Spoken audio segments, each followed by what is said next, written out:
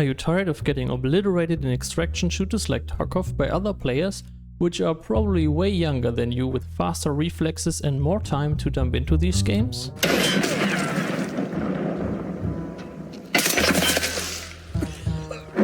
But you still want to experience the tense feeling of possibly losing everything alongside snappy and intense gunfights while exploring immersive and thrilling places filled with detail? Then Road to Vostok may be for you, where only one developer is trying to capture the anxiety of possibly losing every piece of gear and weapon you just looted while being solely focused on PvE. Usually I was trying to find hidden gems and indie games that haven't been too popular. However, I assume many of you have already heard of Road to Vostok, it being one of Steam's most wishlisted games already. I wanted to showcase Road to Vostok in spite of its already present popularity, since the developer, Anti, just dropped a second demo. And it's just astonishing what one dedicated and talented developer can accomplish by himself. He is also very open with development, has several devlogs uploaded on his YouTube channel, and keeps updating the demo based on feedback. If you want to know more about his story and how he got started in game development, there's a good video on his channel as well, so check that out.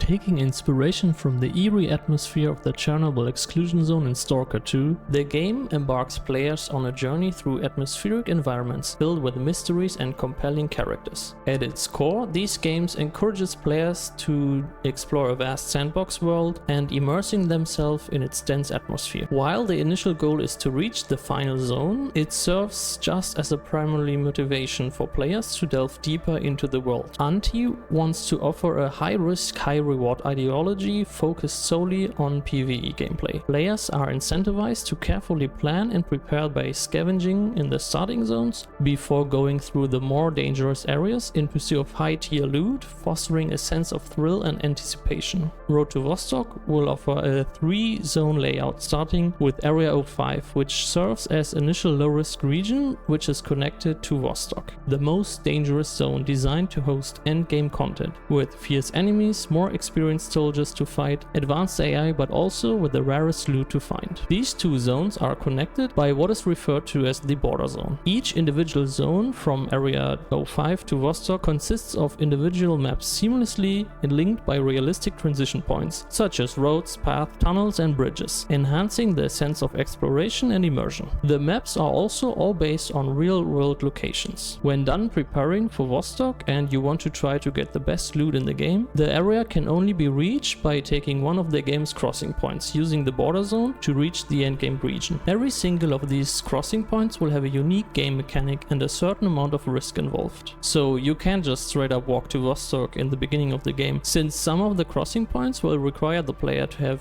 a good combat or stealth skills to overcome heavily guarded points, while others may require special equipment to successfully enter Vostok.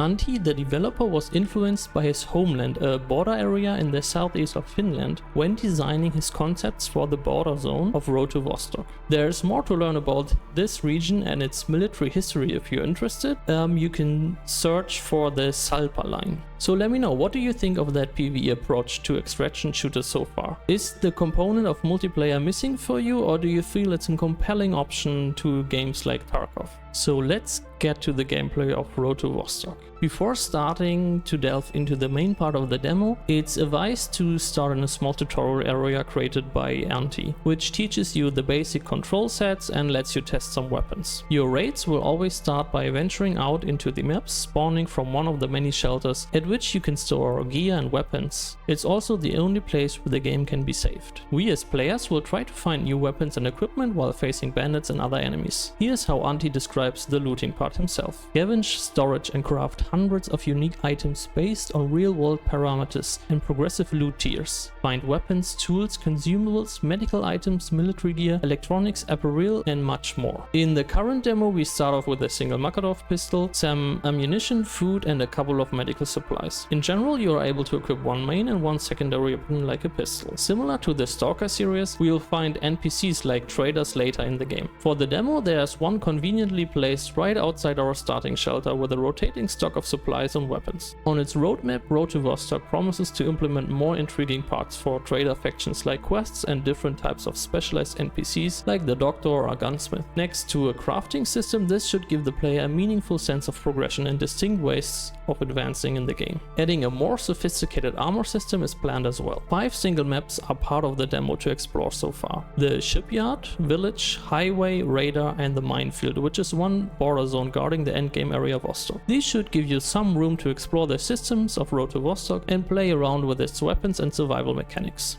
People with a favor towards realism will be happy to hear that there are even different weapon stances and movement options built into Road to Vostok, as it is possible to lean around corners, for example. In addition to that, to load rifles like repeater sniper rifles, it's necessary to insert each bullet individually. I first prepare the insert by pressing Ctrl in the demo and inserting each bullet with a single mouse click. There is an inventory system to organize your loot. Here it's also possible to equip clothing for different weather conditions and accessories like a map. While looting, since it is important to keep your carrying capacity in mind, backpacks can be found in the open world to increase the amount of loot you're able to bring with you. Right now there's only one type of ammo for all weapons combined, but I suppose this is just a filler and there's gonna be different ammo types for all weapons in the game.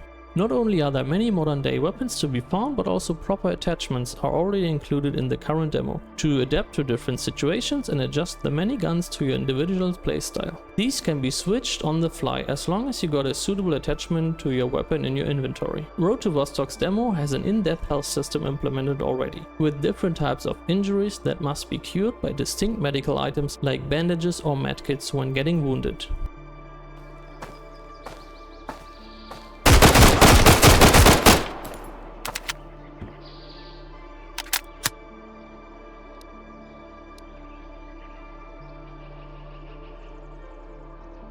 In addition, the game sprinkles in a bit of survival mechanics as mentioned earlier, since it is necessary to keep an eye on your energy and hydration levels, which can be filled up with all kinds of foods you'd expect to find in a wasteland, such as canned food or energy bars.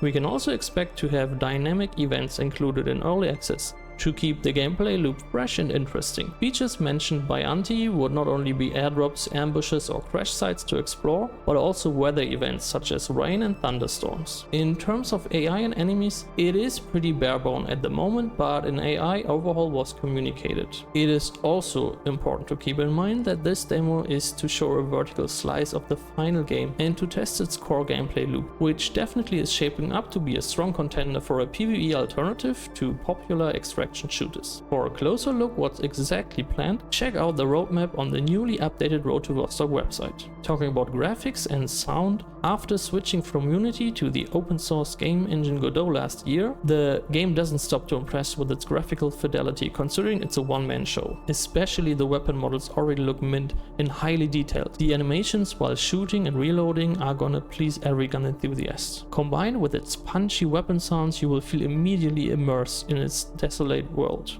Environmental textures looking a bit dated in my opinion, and I'm not sure about the technical limitations of Godot here, but there may be room for improvements too. In general, the sheer amount of work required to stitch together an impressive game like this by only one developer is astonishing. Antti seems to have an infinite amount of drive and passion, as he is delivering updates in a rapid pace.